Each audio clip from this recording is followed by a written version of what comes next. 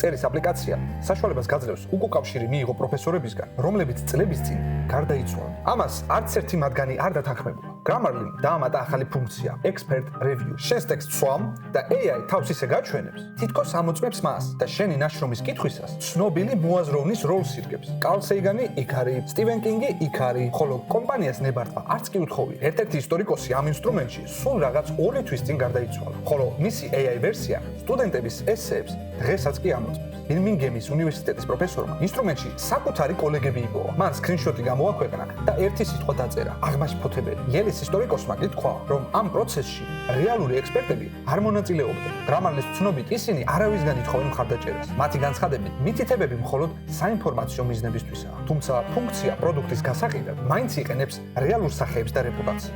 იმაზე, თუ როგორ ფიქრობს ადამიანი, საავტორო უფლება არ ვრცელდება. ის მხოლოდ მათ კონკრეტულ ტექსტს იცავს. მთელი ცხოვრების ნაშრომის შეგროვება და AI შემფასებელში ჩატვირთვა ამჟამად კანონიერი.